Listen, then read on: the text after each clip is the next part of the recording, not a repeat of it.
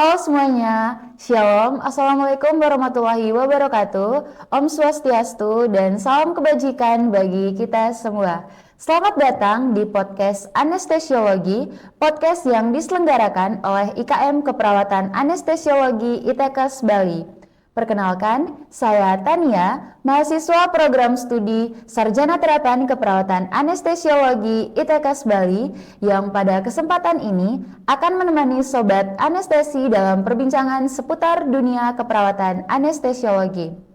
Pada podcast perdana yang ditayangkan oleh IKM Keperawatan Anestesiologi ITKes Bali merupakan suatu kebanggaan bagi saya sebagai mahasiswa untuk dapat berdiskusi langsung dengan narasumber kita, seorang dosen keperawatan anestesiologi senior yang memiliki pengalaman dan wawasan luas di bidang keperawatan anestesi, yaitu Bapak Emmanuel Iliatan Lewar, Eskap Nurse MM. Bagaimana kabarnya hari ini Bapak? Alhamdulillah, puji Tuhan, sehat. Ya, sehat ya Pak sampai hari ini, iya.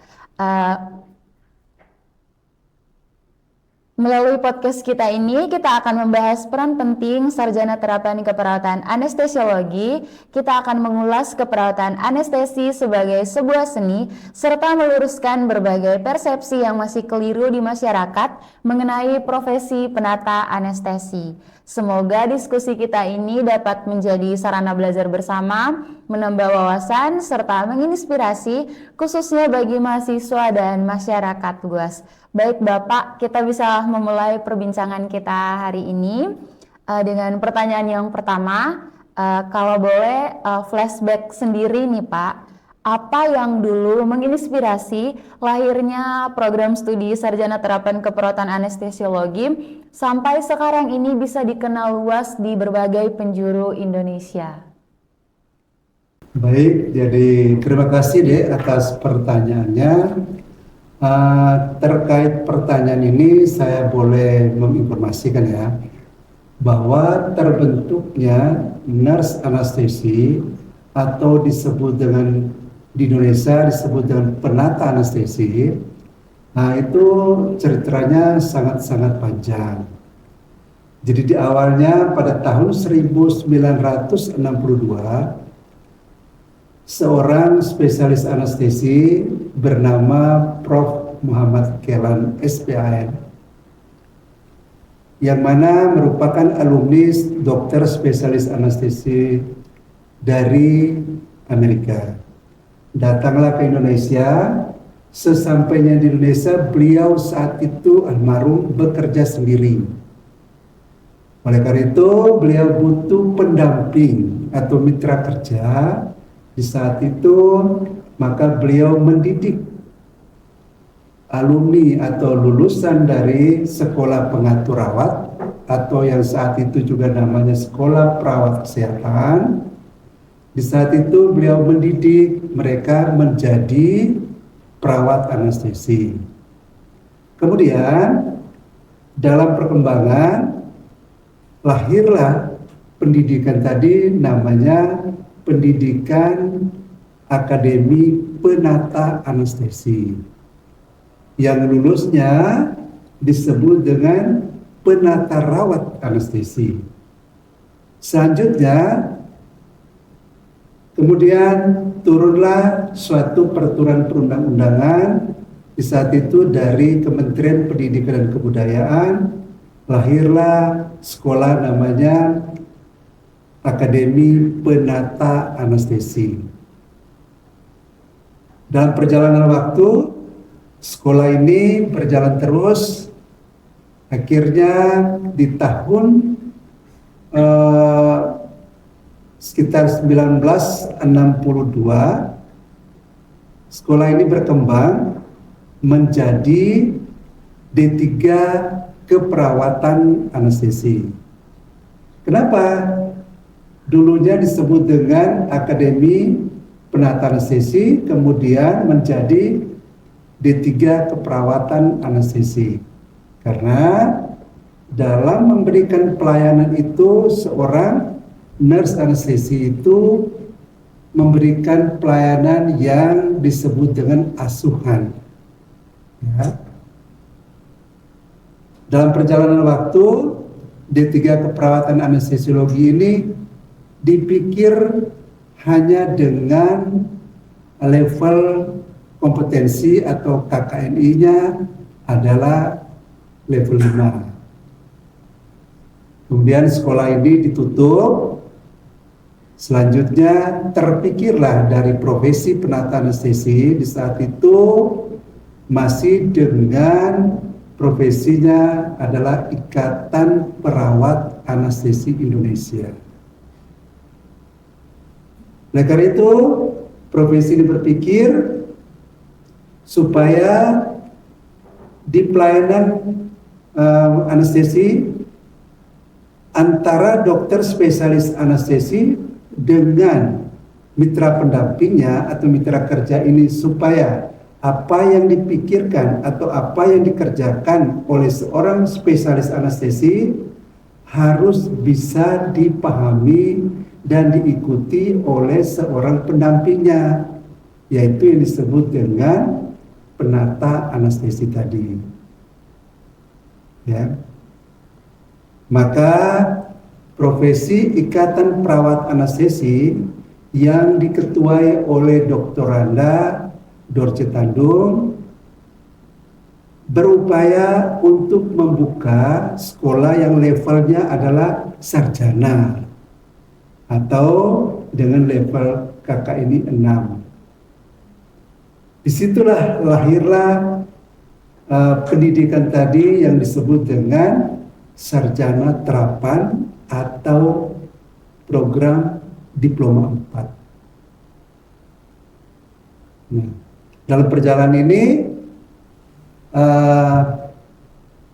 dibukalah yang pertama kali di Indonesia di tahun 2017 dengan adanya peraturan dari keputusan Menteri Riset dan Teknologi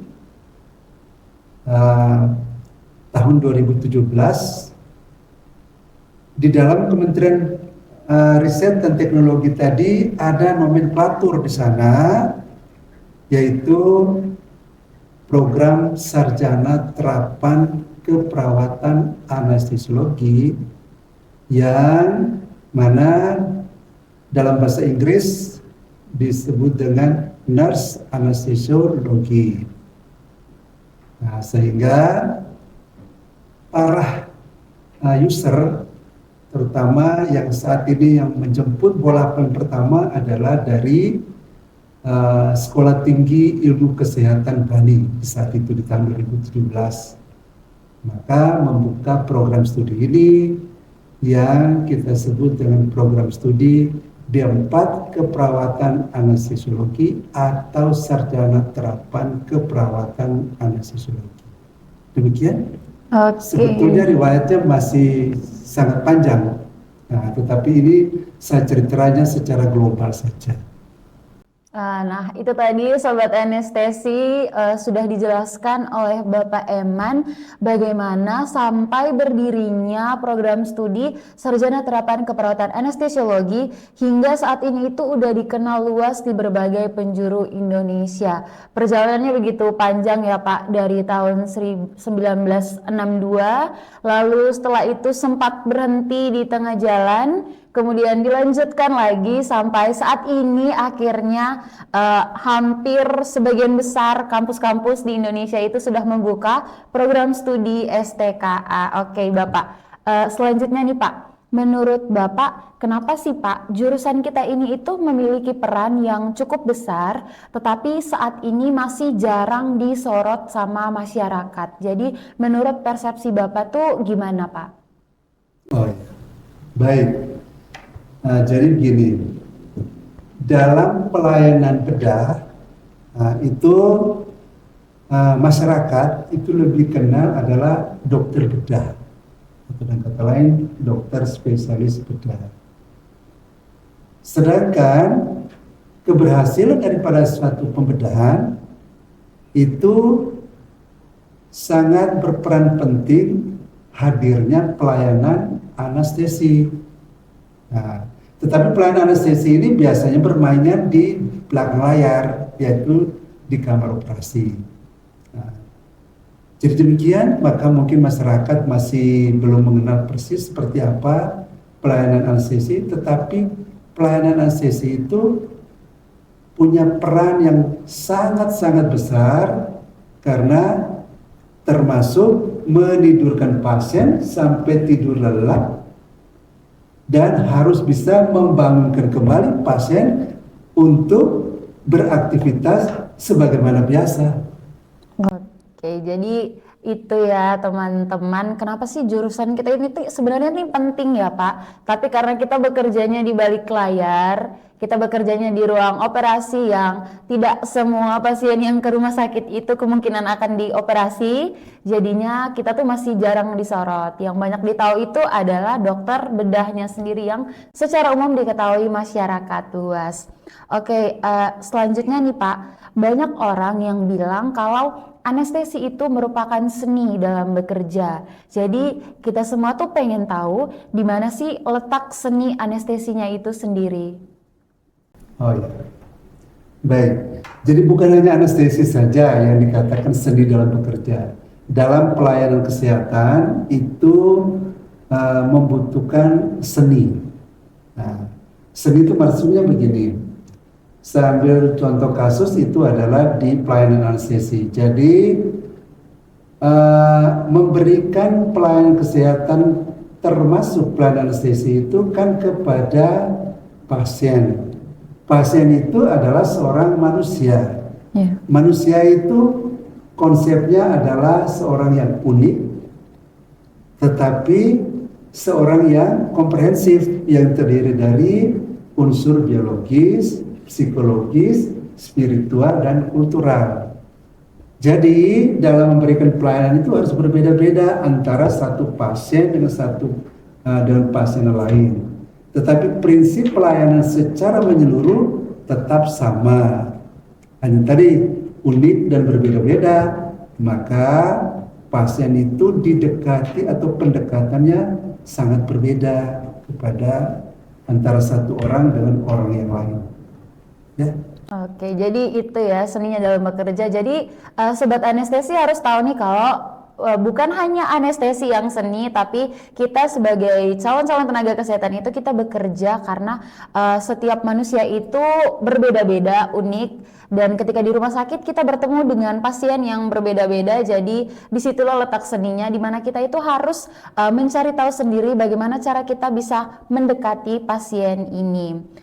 Oke Pak, selanjutnya ini ada pertanyaan mengenai seputar profesi. Ada yang bertanya, Pak Eman, mengapa setelah lulusan STKA itu menggunakan gelar STRKes bukan STRKes AN? Mengingat istilah kesehatan ini memiliki cakupan yang cukup luas. Baik. Jadi itu riwayatnya panjang deh.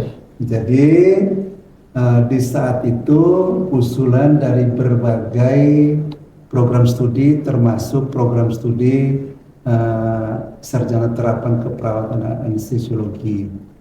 Jadi di Kementerian Pendidikan dan Kebudayaan di sana itu levelnya itu dengan KKN 6 itu adalah sarjana terapan kesehatan. Sehingga di saat itu sarjana-sarjana terapan kesehatan termasuk anestesiologi atau misalnya sarjana terapan kesehatan gigi atau juga sarjana terapan radiologi, di saat itu semuanya masih menggunakan gelar namanya sarjana terapan kesehatan. Jadi belum dispesifikkan ke arah situ. Mudah-mudahan kedepannya dengan periode pemerintahan baru dan lain-lain seperti keinginan adik-adik supaya lebih spesifik hal ini bisa terjawab. Oke, jadi itu ya teman-teman sobat anestesi, kita semua tuh berharap kita tuh pengen punya gelar yang lebih spesifik gitu Pak. Kayak kenapa sih kita harus STRKes? Nanti tuh ditanya STRKes sebenarnya jurusannya tuh apa gitu Pak. Biar semua tuh lebih tahu lagi begitu. Oke, jadi kita sama-sama berharap semoga kedepannya ada perubahan ya Pak untuk gelar ini. Oke, selanjutnya Saat ini semakin banyak kampus-kampus di seluruh Indonesia yang membuka program studi STKA. Apakah dengan semakin banyaknya jumlah peminat di jurusan ini, akankah masih banyak lapangan kerja nanti ketika kami lulus? Secara kami sebagai mahasiswa itu tahu bahwa ruang lingkup kerja penata anestesi itu di ruang OK dan ICU. Jadi kita semua tuh pengen tahu opini Bapak soal ini. Dikarenakan itu sekarang itu semakin banyak sekali peminat di jurusan keperawatan anestesiologi. Baik. Jadi sesuai dengan ruang lingkup kerja ya. Ruang lingkup kerja dalam keperawatan anestesiologi itu sebenarnya ada 5 area kerja atau ruang lingkup. Pertama, jelas pasti di kamar operasi. Itu terdiri dari pelayanan di pra-anestesi, intra-anestesi, dan juga di pasca anestesi. Selanjutnya juga dalam perawatan intensif, misalnya di ICU atau di ruang intensif lainnya. Yang berikut adalah pelayanan pada kegawat daruratan. Kemudian yang berikut lagi adalah pelayanan di manajemen diri. Kegawat daruratan ini bisa dilakukan pada pre-hospital dan bisa juga pada area hospital. Tetapi terkhususnya pelayanan pada perawatan intensif, perawatan kegawat daruratan, itu semua area kerjanya adalah memberikan pelayanan kepada pasien-pasien yang kritis, terutama pelayanan pada airway, breathing, dan circulation. Oke, jadi itu ya Pak. Jadi sejujurnya saya juga baru tahu Pak, ternyata ruang lingkup kerja penata anestesi itu bukan hanya di ruang operasi dan di ICU, tapi kita juga menangani manajemen nyeri dan juga di penata laksanaan kegawat daruratan maupun itu di pre-hospital ataupun di hospital. Namun di sini kita fokusnya di airway, breathing, dan sirkulasi pada pasien. Sebentar deh, saya tambahkan ya. Jadi kalau di ruang kamar operasi, tadi kan terurai tadi tuh ada perawatan pra anestesi, intra anestesi, pasca anestesi. Diharapkan kedepannya itu nurse anestesi ini yang di Indonesia disebut dengan penata anestesi ini ada yang standby-nya atau bekerjanya di pra anestesi. Ada yang bekerjanya di intra-anestesi, ada yang bekerjanya di pasca anestesi. Kemudian ada yang bekerja di pelayanan anestesi tapi adanya di luar kamar operasi. Ya, itu dengan pelayanan contohnya misalnya di endoskopi atau di pelayanan misalnya CT scan dan lain-lain. Di sana butuh juga kehadiran seorang pemberi pelayanan anestesi, baik dokter anestesi maupun nurse anestesi atau penata anestesi ini. Jadi terkaitnya kenapa di Indonesia ini semakin banyak, karena tadi ruang lingkupnya bukan hanya di kamar operasi. Sampai dan saat ini banyak orang masih memikirkan bahwa kalau menyekolahkan anak di sarjana terapan keperawatan anestesiologi, setelah lulus kerjanya di kamar operasi, bukan itu. Jadi kerjanya area-area yang area-area kritis atau emergensi. Itu. Oke, jadi ini juga bisa menjadi pesan untuk orang tua ya Pak, untuk jangan risau lagi untuk menyekolahkan anaknya di program studi STKA ini, karena lingkup ruang kerjanya itu bukan hanya di OK dan ICU, tapi kita itu fokus pada penanganan pasien kritis. Oke, baik Bapak. Selanjutnya ini apakah program studi STKA ini juga perlu mempelajari penanganan pasien kritis? Ini kayaknya nyambung ya Pak sama pertanyaan yang sebelumnya, tapi bisa Bapak perjelas lagi kenapa kita tuh perlu mempelajari penanganan pasien kritis? Iya. Jadi pelayanan anestesi ini memberikan pelayanan kepada pasien-pasien yang notabene-nya dalam situasi gawat, darurat, dan kritis. Maka pelayanan itu diberikan tentang kegawat darurat tadi. Kenapa harus belajar? Ya, belajar supaya setelah selesai pendidikan bisa bekerja di area-area emergensi dan kritis tadi itu. Jadi misalnya kalau di kamar operasi bekerja pelayanan anestesi, lalu ada sesuatu hal timbul emergensi dan kritis di kamar operasi, bisa ditangani. Di area kegawat daruratan, pasti jelas pasien datang dalam keadaan gawat darurat dan kritis, bisa ditangani. Di ruang intensif juga bisa ditangani. Kemudian kalau manajemen nyeri, jika sesuatu hal yang tidak diharapkan timbul situasi emergensi, juga bisa ditangani. Demikian. Oh iya, jadi itu ya Sobat Anestesi yang pengen tahu kenapa sih kita itu harus belajar mengenai gawat darurat pada penanganan pasien kritis. Jadi itu tadi jawabannya sudah dijelaskan oleh Bapak Eman, supaya ketika kita lulus kita itu bisa menangani keadaan gawat darurat di dalam kamar operasi maupun di luar kamar operasi. Selanjutnya nih Pak, apa perbedaan peran penata anestesi dengan dokter anestesi di dalam satu tim anestesi di ruang operasi? Oke, baik. Jadi kalau dokter spesialis anestesi itu perannya adalah terapi, atau dengan kata lain adalah cure, ya. Sedangkan kalau perawat anestesi atau di Indonesia disebut dengan penata anestesi, itu perannya adalah pemberi asuhan. Pemberi asuhan berarti di situ perannya ganda.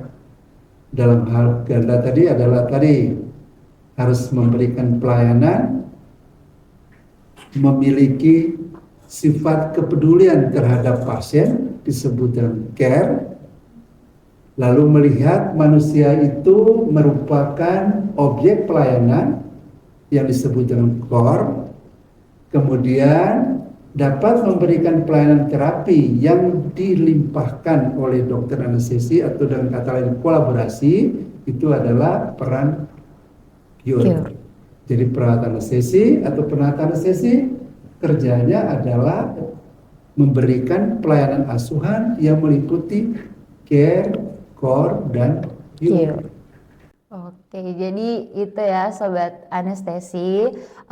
Di sini itu dokter anestesi perannya ini cure untuk memberikan terapi, sedangkan penata anestesi ini perannya adalah memberikan asuhan, di mana itu meliputi care, core, dan cure. Jadi itu perbedaannya perannya penata anestesi dan dokter anestesi di dalam ruang operasi.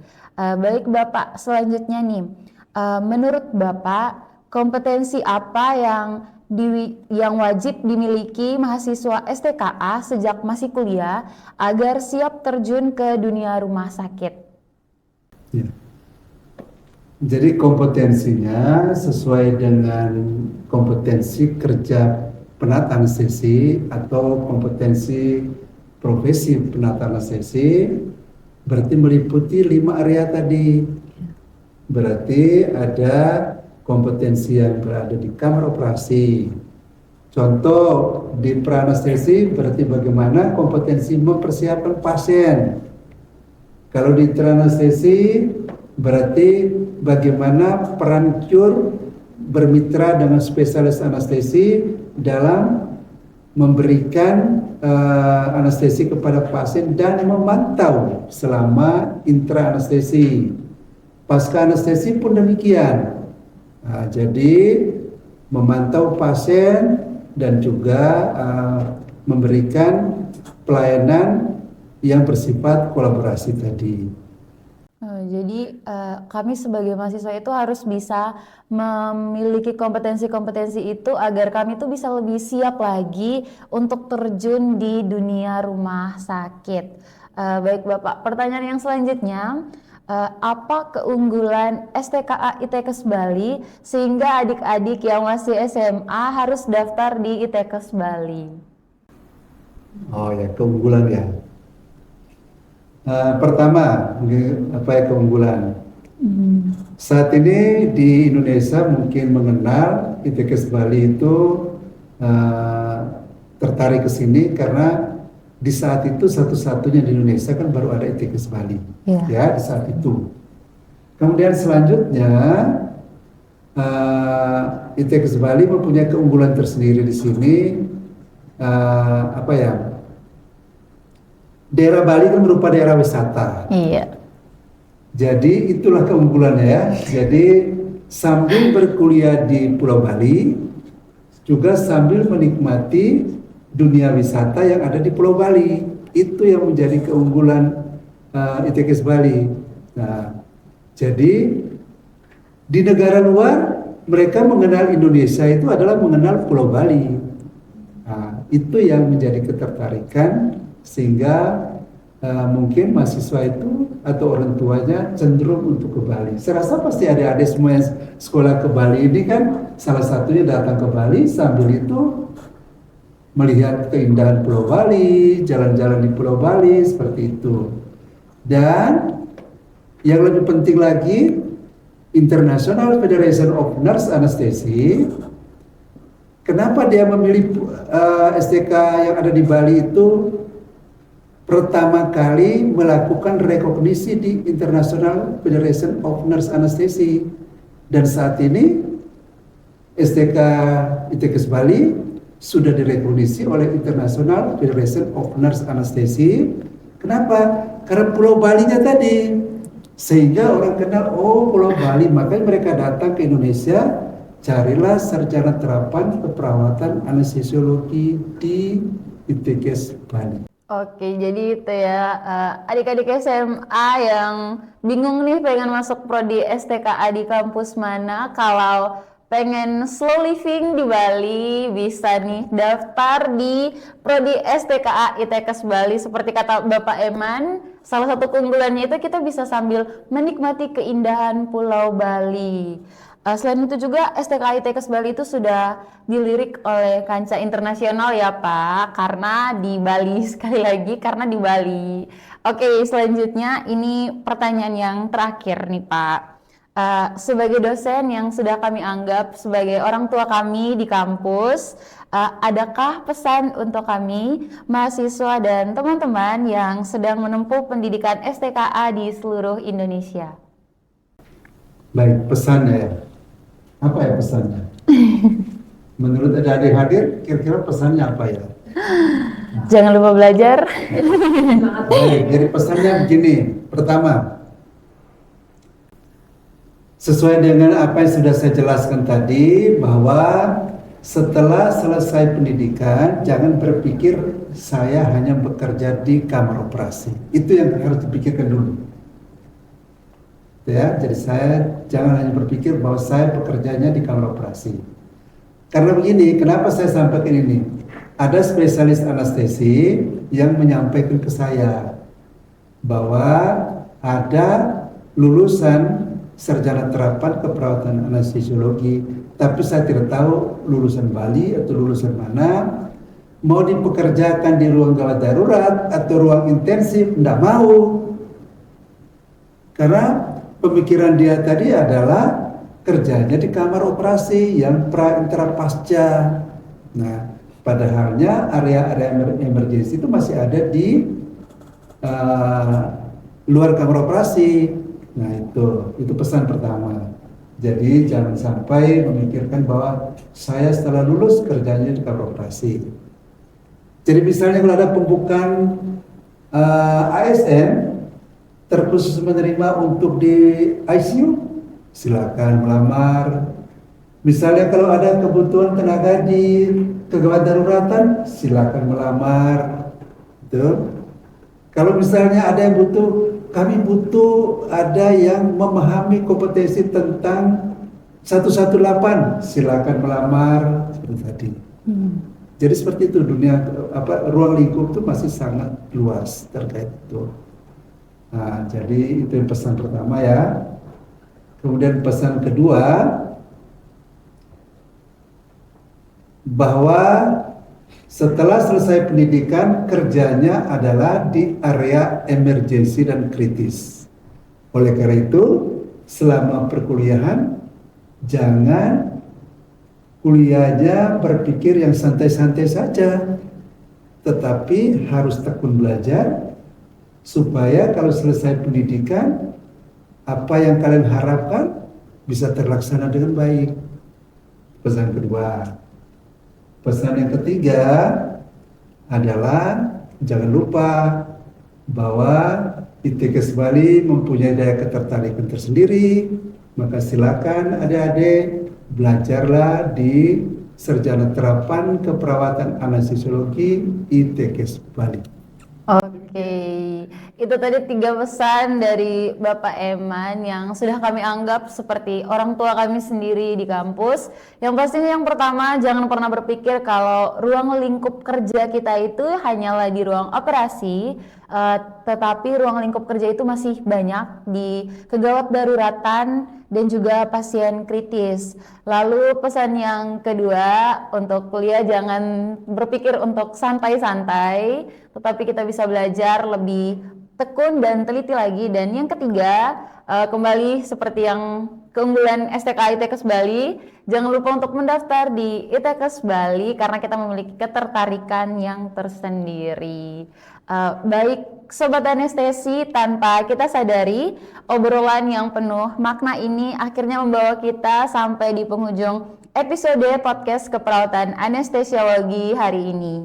Dari diskusi yang hangat dan syarat pengalaman bersama Bapak Eman, kita belajar bahwa pelayanan keperawatan anestesi bukan hanya tentang alat, obat, atau prosedur, tetapi tentang tanggung jawab besar terhadap nyawa manusia. Kita juga semakin memahami bahwa lulusan Sarjana Terapan Keperawatan Anestesiologi atau STKA bukan sekedar profesi yang bekerja di balik tirai ruang operasi, melainkan sosok penjaga keselamatan pasien yang bekerja dalam senyap, teliti, dan penuh dedikasi.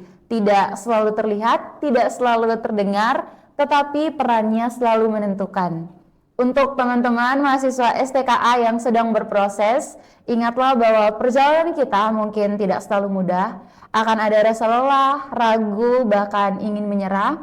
Namun percayalah setiap ilmu yang kita pelajari hari ini, setiap keterampilan yang kita latih, dan setiap ketenangan yang kita bangun, suatu saat akan menjadi penentu keselamatan seseorang di meja operasi.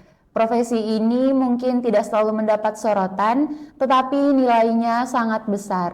Bukan tentang tampil di depan, tetapi tentang berdiri teguh menjaga keselamatan di setiap detik kritis. Karena sejatinya, profesional sejati adalah mereka yang bekerja dengan hati meski tanpa tepuk tangan. Terima kasih yang sebesar-besarnya kami ucapkan kepada Bapak Eman atas waktu, ilmu, pengalaman, serta pesan-pesan penuh makna yang telah dibagikan. Semoga apa yang disampaikan Bapak hari ini dapat menjadi bekal untuk kami mahasiswa, pengingat dan sumber motivasi bagi kami semua untuk terus bertumbuh menjadi tenaga dalam mitra kerja dengan dokter spesialis anestesi yang kompeten, beretika, dan berempati. Saya Tania, pamit undur diri. Terima kasih telah menemani kami di podcast Keperawatan Anestesiologi yang diselenggarakan oleh IKM Keperawatan Anestesiologi ITKS Bali. Jangan lupa untuk terus mengikuti episode-episode selanjutnya karena masih banyak cerita, ilmu, dan inspirasi dari pelayanan anestesi yang akan kita bahas bersama. Akhir kata, tetap semangat dalam belajar, tetap rendah hati dalam bekerja, dan jangan pernah lupa bahwa keselamatan pasien adalah tujuan utama dari setiap langkah kita. Sampai jumpa di episode podcast IKM STKA yang selanjutnya. Sampai jumpa teman-teman.